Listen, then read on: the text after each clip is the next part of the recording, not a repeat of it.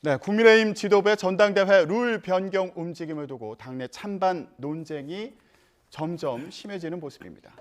전당대회 룰을 바꾸는 작업은 이번 주 본격적으로 이루어질 것으로 보이는데요. 국민의힘 허은하 의원과 함께 관련 내용 짚어보겠습니다. 안녕하십니까? 안녕하세요. 네. 반갑습니다. 자, 저희 뉴스라이더는 처음 모셨는데 오늘 잘 부탁드리겠습니다. 네, 잘 부탁드립니다. 자, 의원님 같은 경우에는 전당대회 룰 변경에 반대하는 입장이시죠? 네, 반대합니다.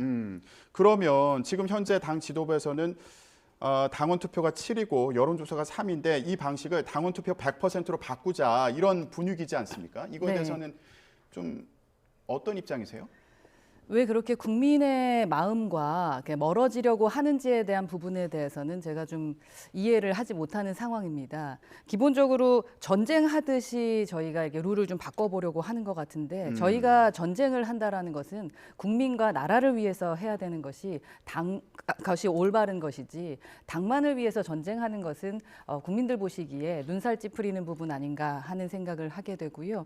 기본적으로 저희가 전당대회를 지금 3월 이전으로 예상하고 있는 것 같은데요. 너무나 빠르게 바꾸려고 하는 부분에 대해서 좀 이해하기가 좀 어렵고 그리고 이 전당대회 룰은 18년 동안 유지해 왔던 것이고 성공을 했었던 그 시스템입니다. 그렇다면은 조금 더 만약에 갑자기 바꾸려고 하고 개혁하려고 한다면 더 많은 좀 토론이 있어야 될 텐데 그러니까 지도부와 몇몇의 사람들의 의견을 가지고 이렇게 바꿔나가는 것이 정말 맞을까라는 생각을 하고요. 그것이 우리 당을 위한 것이 맞을 것인가에 대한 의문들이 좀 있습니다. 특히 이게 추후에는 책임 당원들에게 이제 절대적인 영향력을 미치게 되는 당협위원장들을 좀 줄 세워서 개파 줄 세우기까지 될까봐 좀 우려가 되는 바가 있습니다. 예, 이거 전당대회 룰 변경과 관련해서 오늘 비대위에서 이제 의결할 수 있다 이런 전망도 나오고 있는데 혹시 관련해서 얘기 들으셨어요?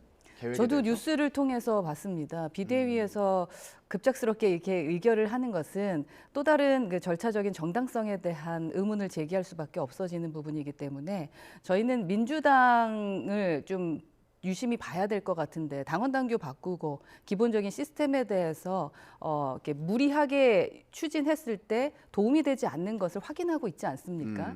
예를 들어서 지지율도 마찬가지입니다. 저희 당의 지지율이 좀 약간 주춤할 때 사실은 효과를 보고 반사이익을 봐야 되는 게 민주당이었습니다. 그럼에도 불구하고 반사이익을 보지 못했던 것은 이재명 대표 혼자만을 방탄하기 위해서 무언가 무리하게 제도를 바꿔나갔던 부분에 대해서 국민들께서 인정하지 못하는 부분이거든요. 그래서 저희들도 조금 더 이렇게 신중하게 좀 움직였으면 좋겠다라는 의견입니다. 예, 자 전쟁하듯이 룰을 바꿔서는 안 된다. 너무 급하다 이렇게 이제 지적을 해주셨는데, 근데 한편에서는요, 이제 당원 100만 명 시대를 앞두고 있는데 당 대표 뽑는 선거니까 이거 당원에게 투표권을 오롯이 줘야 되는 거 아니냐.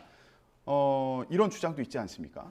그죠. 당대표를 뽑는데 당연히 당원들의 마음을 그리고 당원들의 의중을 묻는 건 당연한 겁니다. 그렇기 때문에 70%의 기준을 마련을 해 놓은 거죠.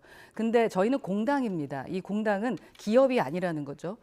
기업처럼 돈을 벌어들이는 곳은 아니다. 당원들을 모집하는 이유는 저희와 가치를 함께하고 그리고 저희를 지지해주고 그리고 많은 국민들에게 저희가 응원받고 함께 하고 싶어서 저희가 당원들을 모집하는 것 아니겠습니까? 이제 그분들의 마음이 100만 명 정도로 모인 것에 대해서 저희는 칭찬을 해야 되는 부분이고 그분들께도 묻고 사실은 당원에 가입을 했음에도 불구하고 그러니까 당원에 가입이 안 되는 부분들이 있습니다. 예를 들어 공무원들이라던가 그리고 또 여러분들이 이제 가입이 안 되는 조건들이 있거든요. 근데 그런 분들도 저희 당을 지지하는 분들이 계시다는 겁니다. 그리고 또한 당원이 되진 않았지만 또한 우리 당을 지지해 주시는 보수 지지자들이 계시다. 그분들과 또 그 외연 확장을 위한 중도들의 의견을 듣는 것을 30% 가지고 간다라는 것이 왜 문제가 되는지. 예, 저희가 유튜브로도 지금 방송 생중계해드리고 있는데 의견을 좀 보면 이거 역선택 가능성도 있는 거 아니냐.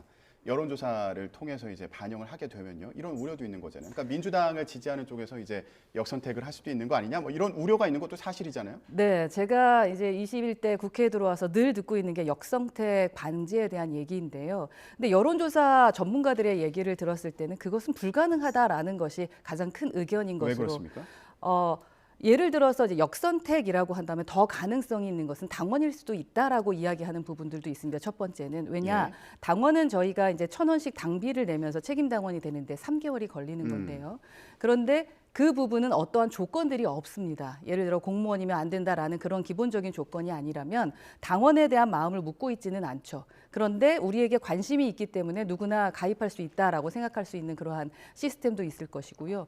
또 여론조사 그 기관에서 말씀하시는 것은 처음에 이제 굳이 그 역선택을 하는 분들에게 전화를 걸기도 어려울 뿐만 아니라 그리고 그분들이 받았을 때 일부러 이 국민의힘 지지자다라고 말하면서 답변하기도 쉽지는 않다라는 것이 여론조사 그 전문가들의 의견이라고 알고 있습니다. 예, 실제로 역선택을 하는 게 쉽지 않은 일이다. 예, 이런 말씀으로 이해가 되는데 그리고 또 지금까지 하신 말씀 보면 이제 공당의 대표니까 당원이 아닌 민심도 중도 민심도 반영할 줄 알아야 된다. 이런 취지로 들리기도 했고요.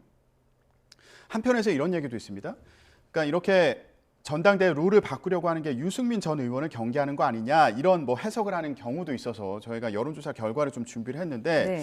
두 가지 여론조사 결과를 보겠습니다. 자 일단 NBS 조사 결과를 보고 있습니다.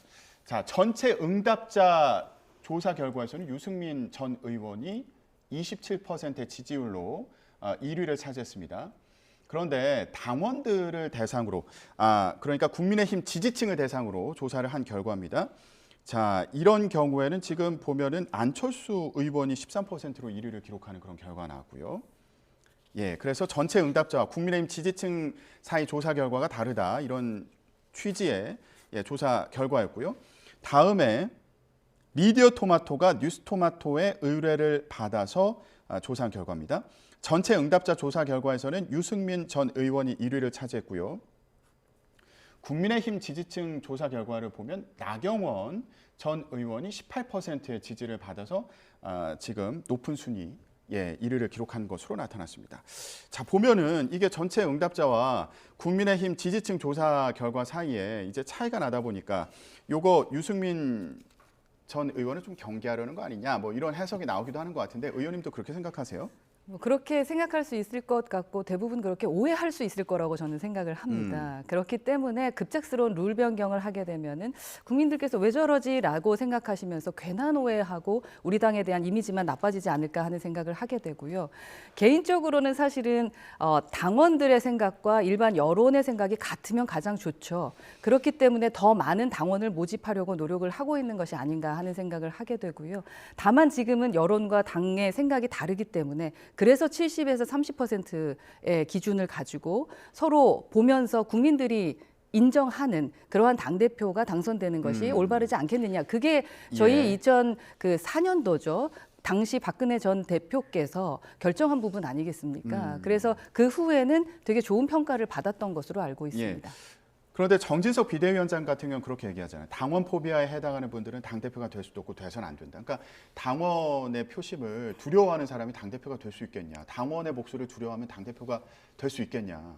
당원의 목소리를 두려워하면 당대표 될 수 없습니다. 70%가 작은 비율이 아닙니다. 그리고 당원을 두려워하는 것이라고 생각한다면 그리고 여론도 조심해야죠. 여론도 두려워하면 안 되는 거죠. 우리는 국민을 바라보고 가는 거죠. 그리고 사실은 뭐 정부는 전 국민을 바라보고 가는 거고 저희는 보수를 지지하시는 분들과 또 중도 외연을 하려고 노력하고 있는 것 아니겠습니까? 근데 그 부분에서 당원을 두려워하면서 당대표가 되겠다고 생각하는 사람이 누가 있겠습니까? 유승민 전 의원을 저격한 거 아닙니까? 지금 당대표 관련해서요. 당원 투표 비율을 이제 100%로 올리자는 거에 대해서 반대하고 있는 그 상황에 대해서 비판한 걸로 보이는데.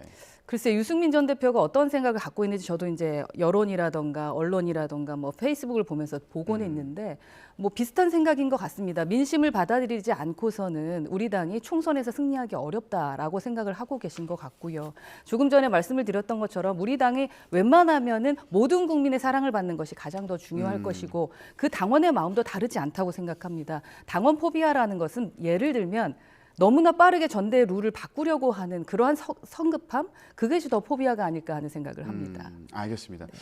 지금 윤석열 대통령도 이제 당원 투표 반영 비율을 높이자 이런 입장인 것으로 언론 보도를 통해서 이제 전해지기도 했는데 이런 행위가 이제 법 위반이다 아니다 당내에서 주말 사이에 공방이 벌어지기도 했습니다. 의원님의 의견은 어떠세요? 저는 사실 확인이 우선돼야 될 것 같다라는 겁니다. 기본적으로 언론만 보고 모든 것을 100% 믿기는 좀 어려운 것 같고요. 사실일 수도 있고 사실이지 않을 수도 있는 부분에 대해서 제가 의견을 드린다는 자체가 조금 좀 부정적입니다. 예, 그러면 질문을 좀 바꿔보면 지금 이거 룰을 개정하는 데 있어서 그러니까 당대표를 선출하는 데 있어서 윤심이 반영되는 거 아니냐, 윤 대통령의 그 뜻이 반영되는 거 아니냐, 혹은 당대표를 뽑는데 윤 대통령의 어떤 마음, 의중을 고려하는 거 아니냐, 이제 이런 해석도 가능해 보이는데 이 부분에 대해서 어떻게 보세요? 저도 그런 해석이 충분히 가능해 보입니다. 그리고 그러한 해석이 되지 않도록 해야 하는 것이 저희 당의 입장이 돼야 될 것 같고요. 그게 윤석열 정부의 성공을 위해서 해야 될 일이라고 생각을 합니다. 진심으로 이제 몇 분의 그 행동들로 인해서 이게 윤심이고 윤 대통령이 이렇게 원하고 윤 대통령이 100%를 뭐 하기를 희망한다라고 하는 것이 그게 올바른 건 아니지 않겠습니까?